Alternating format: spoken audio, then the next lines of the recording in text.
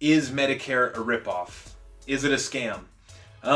If you're 65 or someone who qualifies for Medicare in general, it's like honestly the best health insurance in my opinion, because when you become eligible for Medicare, now there's all types of specific scenarios, you know, if you're military, if you're disabled, requiring you to get Medicare earlier, if you have special needs, if you have a chronic illness, what plans are available in your area, right? And I'll cover that in more videos. But just to answer the question, is Medicare a ripoff? Absolutely not, in my opinion. The people who get on it are now lucky to have it. Part A is free. Part B, the other part that you sign up for, does come at a premium. Average person, pays a monthly out of pocket, but it's usually cheaper than what you would pay with your employer.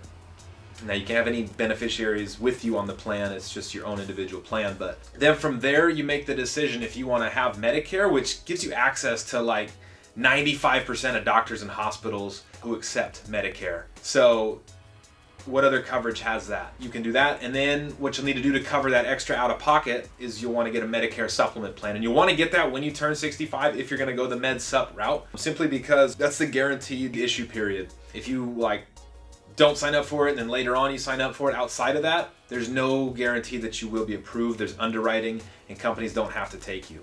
Now, they just did away with Plan F, so people now coming on to Medicare moving on will not have access to Plan F that was covered everything else out of pocket. So there are some new specifications, and I'm sure new things will come onto the market as this Medicare benefit grows. I mean, we're looking to, all the baby boomers that are turning 65 every day, the number of beneficiaries on Medicare is going up and up and up. But you get the Medicare supplement plan if you're going to go the private route, which is totally understandable.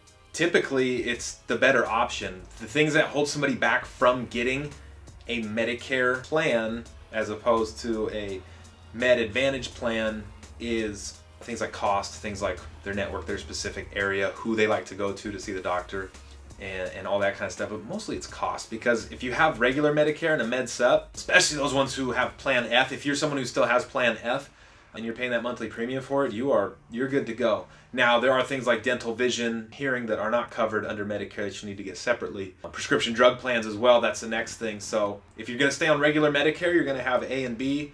You're not going to do Part C because that's Medicare Advantage. That's through the private healthcare companies. Then you're going to do Part D, which is prescription drug coverage. And that one, you can shop. That one you'll want to check every single year and make sure you're working with a professional or somebody who's knowledgeable on the topic so that you can find the plan, where one year you might not have been on this medication, the next year you are. Each one doesn't cover every single medication. So you want to make sure that you get the one that's right for you, that you're eligible for in your area.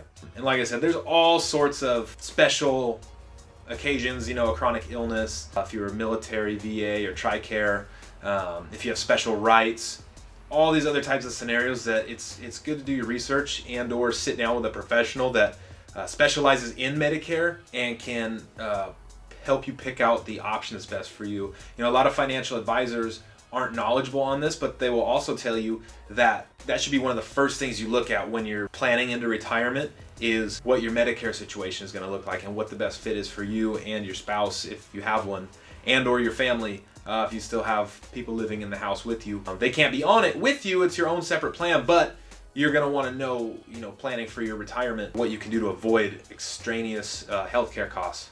So talk to a Medicare professional, do your own research. But is Medicare a ripoff? Absolutely not.